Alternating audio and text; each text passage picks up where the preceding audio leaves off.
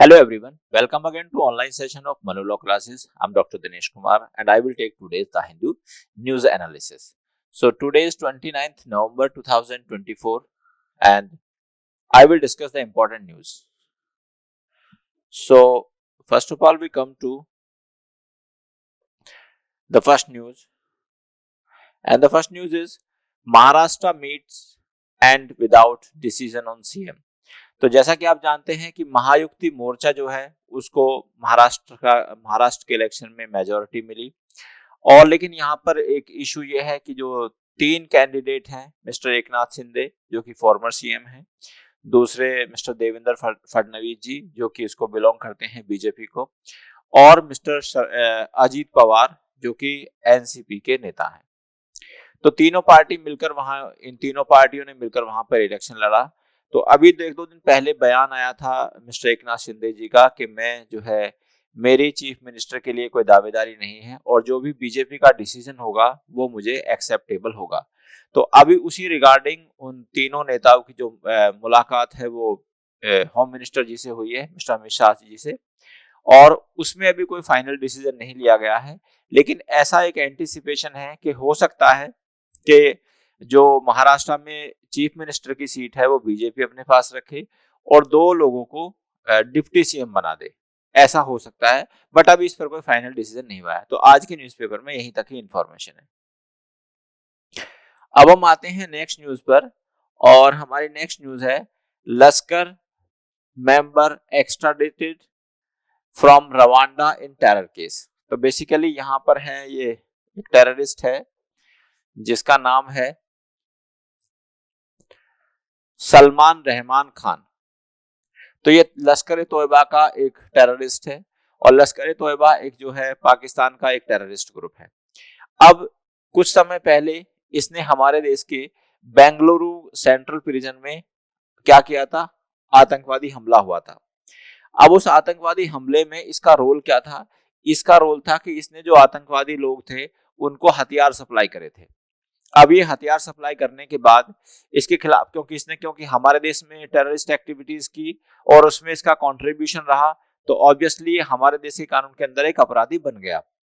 अब हमारी सीबीआई और एनआईए जो है इस पे काम कर रही थी। तो एनआईए ने रिक्वेस्ट करी इंटरपोल से और इसके खिलाफ रेड कॉर्नर नोटिस जारी किया गया। रेड कॉर्नर नोटिस का मतलब है कि किसी भी अपराधी को पूरे संसार में कहीं भी अरेस्ट किया जा सकता है। अब इसको अरेस्ट किया गया रवांडा में। अब रवांडा से इसका एक्स्ट्राडिशन हुआ है कहाँ? भारत में। ठीक है। अब पॉइंट ये है कि यहाँ पर एक इंपॉर्टेंट टर्म है एक्स्ट्राडिशन। तो एक्स्ट्राडिशन क्या होता है? ये एक्स्ट्राडिशन एक ट्रीटी होती है। क्या होती है? एक ट्रीटी होती है और इस ट्रीटी के अनुसार क्या प्रोविजंस हैं इस ट्रीटी के? इस ट्रीटी का प्रोविजन ये है कि जब दो या दो से अधिक देश आपस में कोई ट्रीटी करना चाहते हैं रिगार्डिंग द एक्स्ट्राडिक्शन ऑफ ऑफेंडर्स, तो वो ट्रीटी कर सकते हैं। अब ट्रीटी का मतलब ये है कि सारे देश मिलकर, मोस्टली देश या जितने भी देश करना चाहते हैं वो आपस में ट्रीटी कर लेते हैं कि अगर आपके यहाँ से कोई व्यक्ति अपराध करके हमारे देश में आता है तो हम उसको आपको सौंप देंगे और आप उसके खिलाफ लीगल एक्शन लें। और अगर उस दूसरे देश के यहाँ से कोई ऑफेंस करके भारत में आ जाता है तो भारत उसको दूसरे देश को सौंप देगा या दे देगा, हैंड ओवर कर देगा। अब यहाँ पर पॉइंट ये है कि क्योंकि इंटरनेशनल लॉ को हम थोड़ा वीक लॉ मानते हैं in comparison to the municipal law, तो कई बार ऐसी एक्स्ट्राडिशन ट्रीटी का जो है पालन इंटरनेशनल लेवल पर नहीं हो पाता, जिसका एक बहुत ही अच्छा एग्जांपल है यूके। अब देखिए हमारी यूके के साथ एक्स्ट्राडिशन ट्रीटी है, लेकिन हमारे देश में बहुत सारे ऐसे लोग हैं जिन्होंने अपराध किया है, वेदर जैसे बैंक फ्रॉड किया हो या और कोई क्रिमिनल ऑफेंस किया हो, वो यूके में बैठे हुए हैं और आज तक भी हम उनको नहीं ला पाए। ठीक है। तो ये एक्स्ट्राडिशन ट्रीटी तो होती है तो इसकी लीगल बाइंडेशन तो होती है, लीगल बाइंडिंग इफेक्ट तो इसका होता है, लेकिन फिर भी कहीं ना कहीं क्या होता है कि ये ट्रीटी के बाद भी जो कंसर्न कंट्री हैं वो इसका पालन नहीं करते। अब हम आते हैं नेक्स्ट न्यूज पर और नेक्स्ट न्यूज है do new scheme ahead of election amount to a voter bribe. तो देखिए ऐसा माना जा रहा है कि जो महाराष्ट्र में मुख्यमंत्री माझी लड़की बहन योजना एक चलाई गई थी सरकार के द्वारा और जिसमें 1500 रुपए हर महीना पुअर वोमेन को दिए जाते हैं। अब ऐसा माना जाता है कि जो महाराष्ट्र में महायुति गठबंधन की जो जीत हुई है उसके लिए ये काफी हद तक रेस्पॉन्सिबल है। तो क्या इलेक्शन से पहले इस तरह की स्कीम बनाना या इस तरह की स्कीम की घोषणा करना कि वो क्या होगा जिससे कि वोटर किसी पर्टिकुलर पार्टी को फेवर करें या पर्टिकुलर पार्टी को वोट दे, तो ये वोटरों को ब्राइब माना जाएगा या नहीं माना जाएगा। और दूसरा पॉइंट ये है क्या ये करप्ट प्रैक्टिस में फॉल करेगा या नहीं करेगा, क्योंकि देखिए करप्ट प्रैक्टिस क्या है, एक ऑफेंस है under section 123 of under section 123 of the representation of people act. तो वहां पर क्या है, ये एक अपराध है 1951। तो अब इसको अभी तक इसके बारे में कोई क्लियर हमारे पास जानकारी नहीं है और लीगल में ऑनरेबल सुप्रीम कोर्ट ने इस पे अभी कोई इंटरप्रिटेशन नहीं दी है। लेकिन हाँ, अगर कोई भी कैंडिडेट इस तरह के वादे करता है कि आप अगर हमारी पॉलिटिकल पार्टी को या मुझको वोट दोगे तो हम आपको इस तरह की स्कीम आपके फेवर के लिए लाएंगे, तो वो डेफिनेटली करप्ट प्रैक्टिस में फॉल करेगी और उसके आधार पर उस पर्टिकुलर कैंडिडेट को डिस्क्वालीफाई किया जा सकता है under section 123 of the representation of people act 1951। अब क्योंकि पहले से स्कीम बनाना, एक साल पहले से स्कीम बनाना, तो यहां पर अभी कोर्ट की कोई इंटरप्रिटेशन नहीं है। और दूसरा पॉइंट ये है कि जनरली जो हमारे ऑनरेबल कोर्ट्स हैं ये सरकार के जो पॉलिसी डिसीजन है उसमें इंटरफेयर नहीं करते। क्यों नहीं करते? It is not done because of the doctrine of separation of power, जो कि हमारे कॉन्स्टिट्यूशन के आर्टिकल 50 में दिया गया है। अब हम आते हैं नेक्स्ट न्यूज पर। No plan for law to make जजेस डिक्लेयर्ड असेट्स। तो हमारे जो अर्जुन लॉ मिनिस्टर हैं प्रेजेंटली, मिस्टर अर्जुन राम मेघवाल जी, उन्होंने राज्यसभा में ये कहा कि गवर्नमेंट का अभी कोई ऐसा प्लान नहीं है कि गवर्नमेंट कुछ इस तरह के बिल लाए या कानून पास करे जिसमें ऑनरेबल जजेस of high court and supreme court के लिए ये मैंडेटरी हो जाए कि वो अपनी असेट्स को डिक्लेयर करें। अब ये बात कहां से आई? तो इसके लिए क्या हुआ, responses to whether the government would act, ये 2023 में एक रिकमेंडेशन आई पार्लियामेंट्री स्टैंडिंग कमेटी की on judicial process and their reform. तो यहाँ पर पार्लियामेंट्री कमेटी ने, स्टैंडिंग कमेटी ने एक रिपोर्ट दी। रिपोर्ट का नाम था judicial processes and their reform. तो इसी के आधार पर ये माना जा रहा था कि सरकार या पार्लियामेंट कुछ इस तरह के बिल पास कर सकती है या एक्ट पास कर सकती है जिसमें ऑनरेबल जजेस of supreme court and high court के लिए ये मैंडेटरी होगा कि वो अपनी असेट्स को डिक्लेयर करे। लेकिन ये बात को क्लैरिफाई किया है हमारे जो प्रेजेंट लॉ मिनिस्टर हैं मिस्टर अर्जुन राम मेघवाल जी। उन्होंने कहा कि सरकार का अभी तक कोई इस तरह का प्लान नहीं है।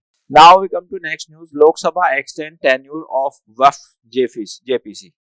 तो जैसा कि आप जानते हैं कि पार्लियामेंट ने वक्फ अमेंडमेंट बिल आया पार्लियामेंट में 2024 का, लेकिन इस पर डिस्प्यूट हुआ क्योंकि अपोजिशन पार्टी ये चाहती है कि जो वक्फ है उसमें अमेंडमेंट नहीं होना चाहिए, लेकिन जो रूलिंग पार्टी है और जो प्रेजेंट सरकार है वो चाहती है कि वक्फ एक्ट में अमेंडमेंट होना चाहिए।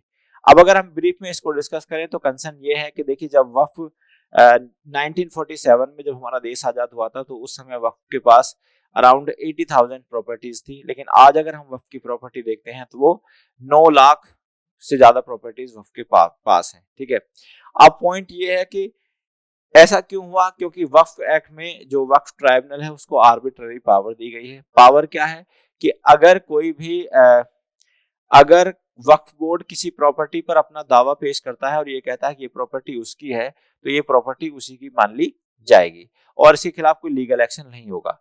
तो इसको माना जा रहा है कि ये प्रोविजन जो है ये हमारे देश के संविधान के खिलाफ है और ये एक आर्बिट्ररी पावर देता है वक्फ ट्राइब्यूनल को।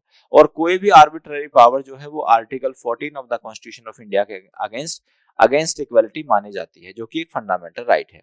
तो उसी बात में इस पे अमेंडमेंट लाना चाहती है सरकार, लेकिन जब इस पे विरोध हुआ तो इसको ज्वाइंट पार्लियामेंट्री कमेटी के पास भेजा और जिसका जो टेन्योर है वो आज ही खत्म होने वाला था, लेकिन फिर से इसको बढ़ा दिया है। और ये टेन्योर कब तक बढ़ा है? जब तक कि हमारा ये प्रेजेंट लोकसभा का सेशन चलेगा, जब तक ये टेन्योर इसका बढ़ा रहेगा और उसके बाद ही इस पर या जब तक इस पे चर्चा हो सकती है। और what will be the final decision, ये हमको बाद में ही पता चलेगा, क्योंकि जब से इसका टेन्योर बढ़ा दिया गया है तो इसका मतलब क्या है, इस पे और फर्दर डिस्कशंस होंगे। Chief justice of Delhi high court mister Manmohan recommended supreme court जज। तो जो अभी हमारे नए चीफ जस्टिस बने हैं, 51 चीफ जस्टिस हैं, मिस्टर संजीव खन्ना जी, इनकी चेयरमैनशिप में उन्होंने रिकमेंडेशन दिया है कि जो मिस्टर मनमोहन जी हैं वो प्रेजेंटली दिल्ली हाई कोर्ट के चीफ जस्टिस की तरह काम कर रहे हैं, तो उनको सुप्रीम कोर्ट का जज बनाया जाए। तो ये उनकी पहले रिकमेंडेशन है जब से वो चीफ जस्टिस बने हैं। अभी क्या हुआ है कि अभी 2 वैकेंसीज हमारे सुप्रीम कोर्ट में खाली हुई हैं। एक डॉक्टर DY चंद्रचूड़ जी रिटायर हुए हैं, जो कि हमारे former chief justice of India थे, और एक जस्टिस हिमा कोहली जी रिटायर हुई हैं। ठीक है, तो इनकी जो वैकेंसीज खाली हुई हैं, इनकी वैकेंसीज के अगेंस्ट एक जज को दिल्ली से अपॉइंट किया गया है, और जो मिस्टर मनमोहन सिंह जी हैं, इनको 2008 में दिल्ली हाई कोर्ट का जज अपॉइंट किया गया था। Now UGC approves guideline on flexible duration degree for the undergraduate students। देखिए ये बहुत ही अच्छा डिसीजन है UGC का। UGC मतलब यूनिवर्सिटी ग्रांट कमीशन, जो कि हमारे देश की हायर एजुकेशन को गवर्न करता है। तो यहाँ पर एक आया है स्टैंडर्ड ऑपरेटिंग प्रोसीजर प्रोटोकॉल, और दूसरा है एक्सीलरेटेड डिग्री प्रोग्राम ADPs। ये बहुत अच्छा मूव है। इसमें क्या किया गया है कि देखिए, कोई भी अगर एक नॉर्मल कोर्स, किसी नॉर्मल डिग्री कोर्स की जो ड्यूरेशन है वो 3 साल है फॉर एग्जांपल, या 4 साल है, तो अब से पहले क्या होता था कि मान लिया अगर हम LLB कर रहे हैं 3 साल की, तो हमें 5 सब्जेक्ट हर साल पास करने ही हैं, ये मैंडेटरी होता था। अब अगर हम ऐसा नहीं करते तो फिर हमको 6 साल में तो पूरी करनी होती थी, वो ठीक है, लेकिन हमारे पास उस डिग्री को मिनिमम 3 साल में पूरा करना मैंडेटरी होता था, और मैक्सिमम 6 ईयर में पूरा करना मैंडेटरी होता था। लेकिन अभी हमारे पास ये ऑप्शन नहीं था कि अगर हम उसको 2 साल में पूरा करना चाहे तो हम नहीं कर सकते थे।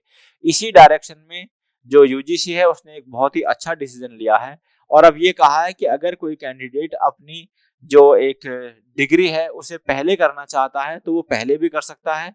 उसके लिए क्या करेगा कि वो कुछ पेपर हर साल ज्यादा देता रहेगा, जिसका कॉन्सिक्वेंसेस क्या होगा कि उसकी डिग्री जल्दी हो जाएगी। ठीक है, और अगर वो उसको थोड़ा लेट करना चाहता है तो वो कम पेपर देगा, तो इसकी डिग्री थोड़ा लेट हो जाएगी। तो ये एक फ्लेक्सिबिलिटी सभी स्टूडेंट्स को दी गई है। अब यहाँ पर जो भी हायर एजुकेशन इंस्टीट्यूशंस हैं उनके लिए रिकमेंडेशन है कि वो अपनी 10% सीट्स जो हैं इस तरह के प्रोग्राम ADP प्रोग्राम के लिए रिजर्व करेंगे, और उसमें वो एक कमेटी बनाई जाएगी और वो उन स्टूडेंट्स को सॉर्ट आउट करेगी कि किस स्टूडेंट्स को इस ADP प्रोग्राम का बेनिफिट दिया जाना चाहिए या नहीं दिया जाना चाहिए।